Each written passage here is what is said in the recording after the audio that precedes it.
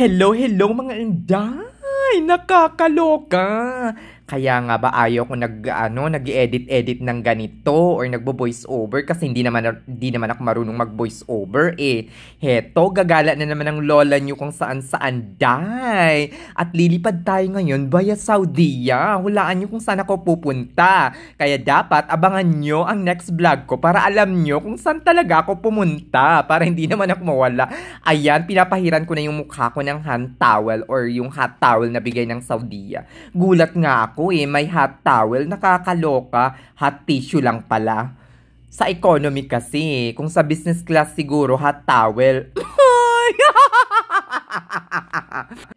At ayan na nga, nag-prepare na kami para lumipad day. Nakikita mo na yung taong yan na nasa screen na nagde-demo-demo kung ano yung mga safety procedure or safety protocol ng Saudiya. Nakakaloka.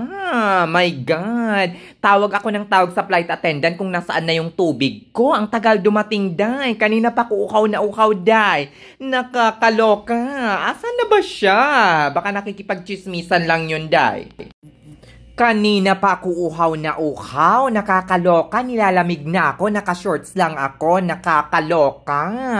At ayan, dumating na rin ang juice ko, nakakaloka. Sabi ko sa sa flight attendant, saan ka ba nag-igib? Sa labas? Nag-igib ka pa para sa akin at ang tagal mong dumating after 20 years?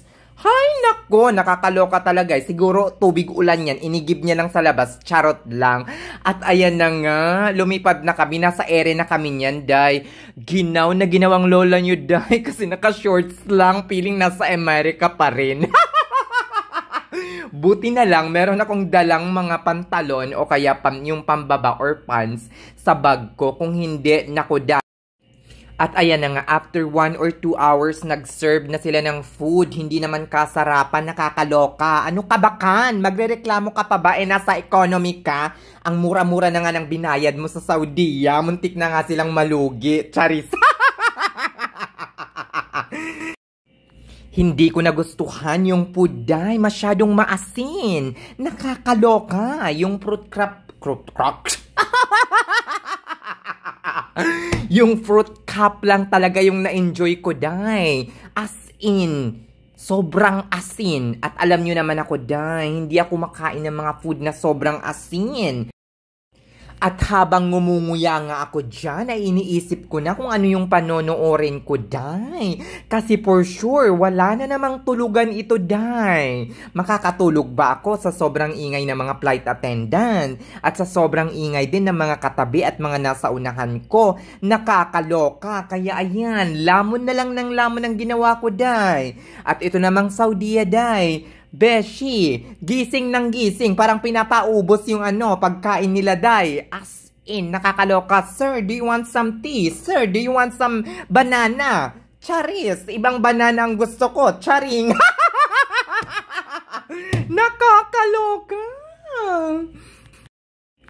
Buisit na ako dyan, day, kasi hindi pa gumagana yung isang IFE. Kaya yung IFE ng katabing upuan na lang na walang umuuko pa ang ang ginamit ko. Nakakaloka. Ayan, nanood na lang ako ng na yan, yung Michaela and the Spelling Bee. Tapos, after kong nanood, kain na naman kasi bumalik na naman yung mga Saudiya flight attendant, day.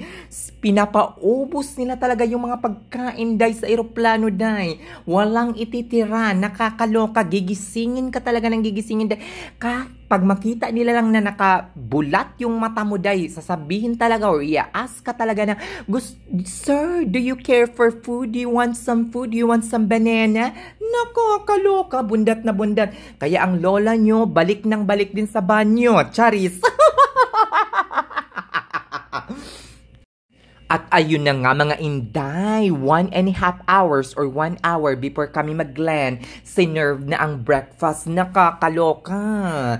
Itlog ang pinakain sa akin, day, at fruit cup lang, tsaka kape. Nakakaloka. Wala pang wala pang, anong tawag doon? Yung non-calorie Hindi kasi ako gumagamit ng sugar, pero gumamit na lang ako for, this time ng konti lang naman. Hindi naman siya sobrang sugar. Eme lang, day. Ayan. Parang hindi ko pa alam yung gagawin ko, day, kasi nga kakagising ko pa. Nakakaloka. Parang hindi ko pa alam kung anong ginagawa ko. As in, hindi naman ako gutom na gutom kasi hindi naman ako nakatulog ng maayos. Siguro mga 2 or 3 oras lang yung tulog ko. Pero nakahiga naman ako ng maayos kasi nga 3 yung upuan na pinag-connect-connect ko lang at iniraise ko lang yung armrest. Nakakaloka. Parang naka-business class din. Kasi nga, leg flat, fully flat, red. Nakakaloka. Ayan, sige na guys, dito nga natatapusin yung vlog ko, day. Ang hirap-hirap talagang mag-voice over, day. Kaya pag nagbo-voice over ako todo, hirap talaga. Sige na guys, see you in my next vlog. Nakakaloka!